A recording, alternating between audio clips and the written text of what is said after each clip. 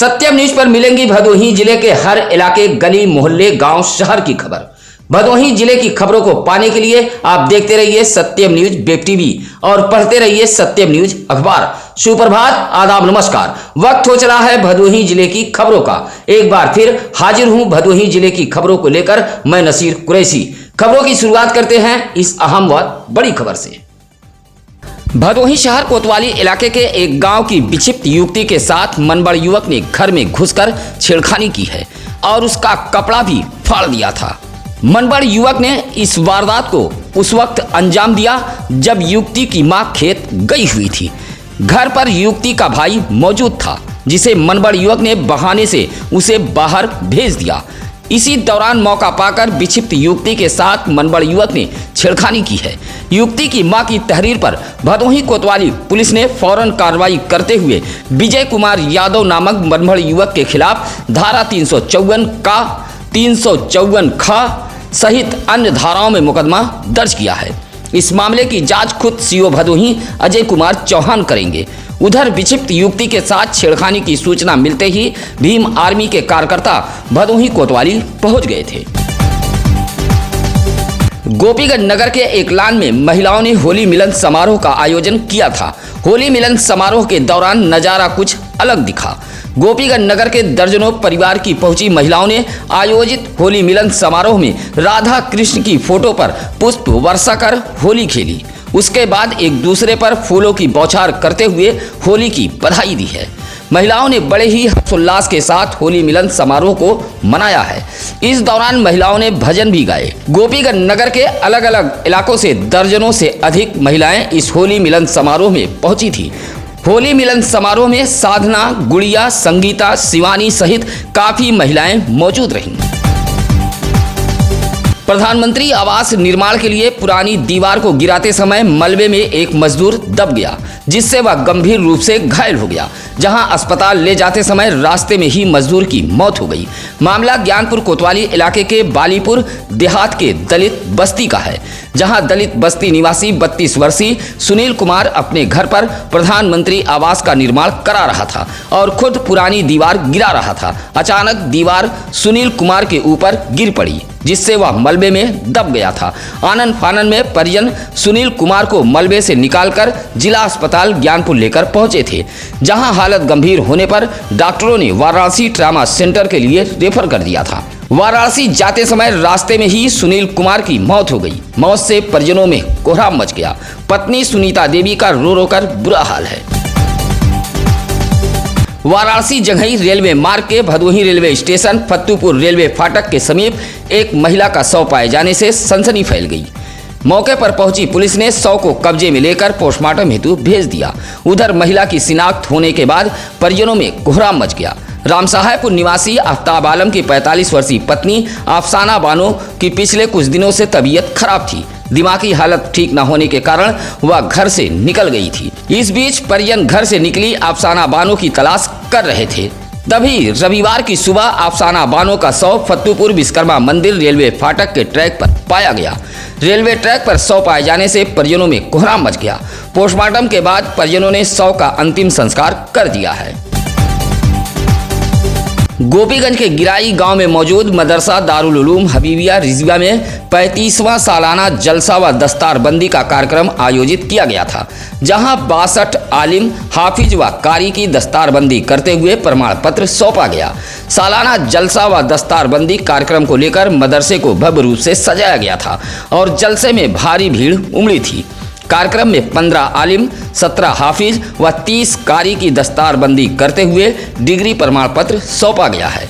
कार्यक्रम में कारी निशार अहमद, तौफीक रजा, ताज मोहम्मद रिजवी ने शिक्षा पर रोशनी डाली। इस मौके पर मोहम्मद मिराज अंसारी, अब्दुल सुभान मुख्तार रिजवी, मौलाना जाहिद रजा आदि मौजूद रहे।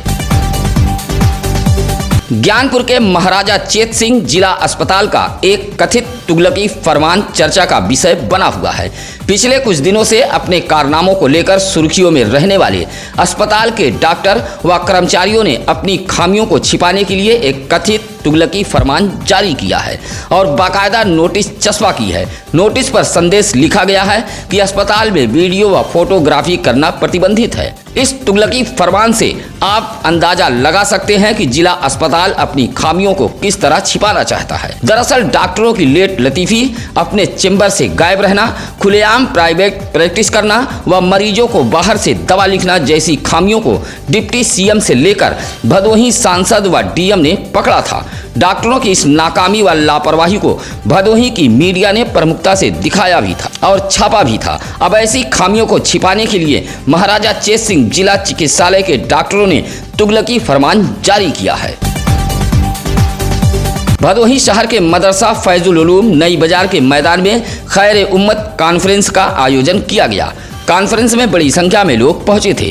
कॉन्फ्रेंस का संचालन मौलाना यासीर महबूब सल्फी ने किया। कार्यक्रम का आगाज हाफिज आफ्ताब आलम सल्फी के तिलावत के साथ किया गया। कॉन्फ्रेंस में शिक्षा, समाज, महिलाओं के पर्दा, कब्र की गुनाह जैसे मसलों पर रोशनी डाली गई। बच्चियों के हुकूक के बारे में भी कॉन्फ्रेंस में बताया गया। इस मौके पर जमील अंसारी, अमजद अंसारी, वासिफ अंसारी, मकसूद अंसारी, समीम अंसारी आदि मौजूद रहे। मार्च महीने में राजस्व वसूली के लक्ष्य को पूरा करने में भदोही जिले का राजस्व विभाग जुट गया है। डीएम गौरांग राठी के निर्देश पर चलाए जा रहे राजस्व व बकाया वसूली अभियान के तहत नायब तहसीलदार औराई कृष्ण कुमार शुक्ला रविवार को भी वसूली के लिए सड़क पर उतरे थे। खमरिया इलाके के भटपुरवा भावेश पट्टी निवासी कल्लू यादव नामक व्यक्ति ने एक बैंक से लोन लिया था, लेकिन काफी समय से उसकी अदायगी नहीं की जा रही थी, जिसके तहत राजस्व विभाग की टीम ने कल्लू यादव के ट्रैक्टर को कब्जे में ले लिया है। ट्रैक्टर को औराई तहसील में खड़ा कर दिया गया है। नायब तहसीलदार कृष्ण कुमार शुक्ला ने बताया कि कल्लू यादव लगभग 4 लाख रुपए का बकायेदार है। टीम में अजीत सिंह, रविंद्र प्रताप सिंह, राम प्रकाश मिश्रा, देववली दुबे, औराई पुलिस मौजूद रही। ज्ञानपुर ब्लॉक के चौरा कला ग्राम सभा के भैरोपुर गांव में सफेद उल्लू पाया गया है।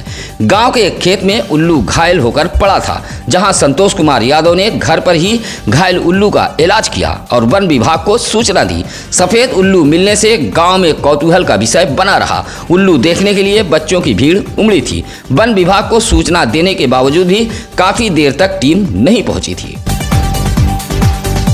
दुर्गागंज बाजार के समीप सड़क किनारे खड़े एक ट्रैक्टर में मोपेड सवार जा भिड़ा, जिससे मानिकडीह निवासी मोपेड सवार 42 वर्षीय राजेश गौतम घायल हो गया। सड़क किनारे खड़ी ट्रैक्टर में मोपेड सवार ने टक्कर मार दी है, जिससे मोपेड का अगला हिस्सा क्षतिग्रस्त हुआ है और सवार राजेश गौतम घायल हो गया। सब्जी लेने मोपेड सवार व्यक्ति दुर्गागंज बाजार गया हुआ था। लौटते समय यह हादसा हुआ है। सूचना पर दुर्गागंज थाने के दरोगा हरिवंश प्रताप मौके पर पहुंच गए थे और परिजनों को सूचना देते हुए घायल राजेश गौतम को सरकारी एम्बुलेंस से सीएससी भानीपुर में भेजा था। सूचना मिलते ही परिजन भी अस्पताल पहुंच गए थे। उत्तर प्रदेशी प्राथमिक शिक्षक संघ का चुनाव चौरी के बीआरसी रोटहा में संपन्न हुआ है, जिसमें भदोही ब्लॉक के बड़ी संख्या में शिक्षक पहुंचे थे। अध्यक्ष व मंत्री पद के लिए एक नामांकन पत्र प्राप्त हुआ। पत्रों की जांच के बाद ब्लॉक अध्यक्ष पद पर धीरेन्द्र यादव तथा मंत्री पद पर राजेश कुमार गौतम को निर्विरोध निर्वाचित किया गया। चुनाव की प्रक्रिया निर्वाचन अधिकारी बंसराज मौर्य व पर्यवेक्षक जिला मंत्री अरुण पांडे की देखरेख में संपन्न हुआ है। नवनिर्वाचित पदाधिकारियों ने कहा कि शिक्षक संघ के हितों के लिए संघर्ष किया जाएगा। इस मौके पर अखिलेश यादव, रेखा, उमेश गौतम, मोहम्मद इस्लाम आदि शिक्षक मौजूद रहे। गोपीगंज कौलापुर सिमरात नाथ मार्ग के रेलवे फाटक के समीप एक तेज रफ्तार बाइक टेम्पो को टक्कर मारते हुए सड़क किनारे विद्युत पोल से जा टकराई। हादसे में गोपालपुर निवासी सुरेश निषाद, राम आश्रय निषाद, मनोज नामक युवक घायल हुए हैं। तीनों एक बाइक पर सवार होकर घर जा रहे थे। अचानक बाइक अनियंत्रित हो गई। टेम्पो को टक्कर मारते हुए बाइक सड़क किनारे विद्युत पोल से जा टकराई। सूचना पर पहुंची यूपी डायल 112 पुलिस ने घायल युवकों को सीएससी गोपीगंज में भर्ती कराया, जहां सुरेश निषाद को गंभीर चोट आने के कारण उसे डॉक्टरों ने रेफर कर दिया है। मोड़ बाजार के मकनपुर गांव में चल रहे 7 दिवसीय श्रीमद् भागवत कथा का रविवार को समापन हो गया। इस दौरान कथावाचक पंडित नन्हेलाल तिवारी ने भगवान के अलग अलग अवतारों के प्रसंग सुनाए हैं। कथा वाचन के दौरान भक्तगण भक्ति रस में सराबोर नजर आए। 7 दिनों तक चलने वाले श्रीमद् भागवत कथा में सुंदर समाज निर्माण के लिए युवाओं को प्रेरित किया गया। इस धार्मिक अनुष्ठान के 7वें एवं अंतिम दिन भक्तों की भारी भीड़ पहुंची थी। इस मौके पर रोहित दुबे, शिव प्रकाश दुबे, संजय दुबे, सत्य प्रकाश दुबे आदि मौजूद रहे। कथा का समापन होने पर कथावाचक पंडित नन्हेलाल तिवारी को भक्तजनों ने नम आंखों से विदाई दी। बूथ सशक्तिकरण अभियान के तहत भारतीय जनता पार्टी की एक बैठक औराई ब्लॉक के धनवतिया ग्राम सभा के सचिवालय पर बुलाई गई थी। बैठक के मुख्य अतिथि भाजपा के जिला अध्यक्ष विनय श्रीवास्तव रहे। बूथ कार्यकर्ताओं को संबोधित करते हुए भाजपा जिला अध्यक्ष ने कहा कि सरकार की योजनाओं को घर घर तक पहुंचाया जाए। इस काम में अगर भदोही जिले का कोई भी अधिकारी रोड़ा बनता है तो उसकी शिकायत पार्टी से करे। बैठक में भाजपा जिला अध्यक्ष विनय श्रीवास्तव ने साफ शब्दों में कहा कि बूथ कार्यकर्ता अपनी ताकत पहचाने। उन्होंने कहा कि किसी भी अधिकारी द्वारा बूथ कार्यकर्ताओं का उत्पीड़न किया जाता है तो इसे बर्दाश्त नहीं किया जाएगा। बैठक का संचालन ममहर मंडल अध्यक्ष अश्वनी श्रीवास्तव ने किया। इस मौके पर सतीश शंकर जायसवाल, संजय मिश्रा, राजनाथ सिंह, राकेश दुबे आदि मौजूद रहे। उत्तर प्रदेश पेंशनर्स कल्याण संस्था द्वारा रविवार को होली मिलन समारोह का आयोजन किया गया था। संस्था के मासिक बैठक के दौरान आयोजित होली मिलन समारोह पर एक दूसरे को माला पहनाकर होली की बधाई दी गई। संस्था के जिला अध्यक्ष डॉक्टर राजकुमार पाठक की अध्यक्षता में कार्यक्रम का आयोजन किया गया था। कार्यक्रम में जिले के कई कवि भी पहुंचे थे। होली मिलन समारोह से पहले पेंशनरों ने बारी बारी से अपनी समस्याओं को अध्यक्ष से अवगत कराया, जहां समस्याओं की सूची तैयार की गई। इस मौके पर कृष्ण मुरारी, विपुल पाठक, डॉक्टर सुरेश पांडे, घनश्याम सिंह आदि मौजूद रहे। सरस्वती वंदना के साथ कार्यक्रम की शुरुआत की गई थी। औराई के बाबूसराय ओवरब्रिज के समीप एक अज्ञात वाहन की टक्कर से बाइक सवार घायल हो गया। आनन फानन में एनएचआई की एम्बुलेंस घायल बाइक सवार को सीएससी औराई में भर्ती कराया। बाइक सवार अचेत हो गया था और उसकी मोबाइल लॉक थी, जिससे बाइक सवार की पहचान नहीं हो पा रही थी। हादसे के काफी देर बाद परिजनों ने बाइक सवार के मोबाइल पर जब फोन किया तब बाइक सवार की पहचान हो सकी। बाइक सवार की पहचान कछवा के ठठरा निवासी श्याम बाबू के रूप में हुई है, जो बाइक से औराई आया हुआ था। लौटते हुए यह हादसा हुआ है। सूचना मिलते ही परिजन भी सीएससी औराई पहुंच गए थे। भदोही शहर के पिपरिस रमैया में निःशुल्क स्वास्थ्य शिविर कैंप का आयोजन किया गया था। स्वास्थ्य शिविर कैंप का उद्घाटन महाराजा बलवंत सिंह राजकीय अस्पताल भदोही के पूर्व सीएमएस डॉक्टर जय नरेश ने किया। स्वास्थ्य शिविर में मरीजों का स्वास्थ्य परीक्षण व निःशुल्क दवाइयां वितरित की गई। कैंप में दर्जनों मरीज स्वास्थ्य परीक्षण के लिए पहुंचे थे। इस शिविर में नेत्र, बाल रोग, नाक, कान, गला, महिला रोग से संबंधित चिकित्सक मौजूद रहे, जहां विशेषज्ञ डॉक्टरों द्वारा निःशुल्क जांच की गई। डॉक्टर राजेश कुमार द्वारा निःशुल्क शिविर का आयोजन किया गया था। इस मौके पर डॉक्टर सत्यम, डॉक्टर महफूज आलम, डॉक्टर मनभावती, डॉक्टर लालचंद आदि मौजूद रहे। रंजिश में रास्ते में रोककर कमलेश गौतम नामक एक युवक की आधा दर्जन दबंगों ने पिटाई कर दी है। पिटाई से युवक गंभीर रूप से घायल हुआ है। प्राथमिक उपचार के बाद सरकारी डॉक्टरों ने रेफर कर दिया है। मामला गोपीगंज कोतवाली इलाके के भगवानपुर चौथार गांव का है।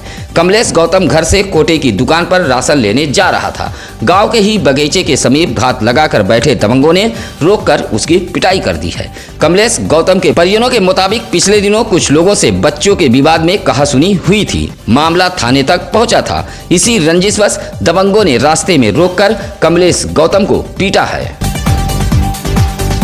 जल संरक्षण को लेकर नगर पालिका परिषद गोपीगंज पूरी तरह लापरवाह बना हुआ है।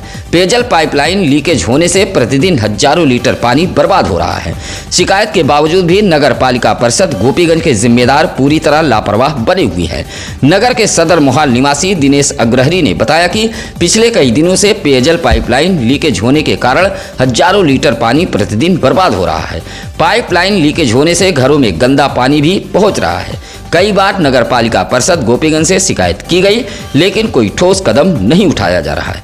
सदर मोहाल निवासी के लोगों ने जिलाधिकारी का ध्यान आकृष्ट कराते हुए लापरवाह नगर पालिका परिषद गोपीगंज के जिम्मेदारों के खिलाफ कार्रवाई की मांग की है। भदोही जिले में हो कहीं भी कोई खबर, आप फौरन हमारी टीम को सूचित करें। इसके लिए लगातार हम सत्यम न्यूज वेब टीवी पर नंबर फ्लैश कर रहे हैं। आज की खबरें कैसी लगी यह कमेंट कर हमें जरूर बताएं। इसी के साथ अब नसीर कुरैशी को दीजिए इजाजत। नमस्कार, आदाब। ताज़ा खबरों के लिए सत्यम न्यूज़ को सब्सक्राइब करें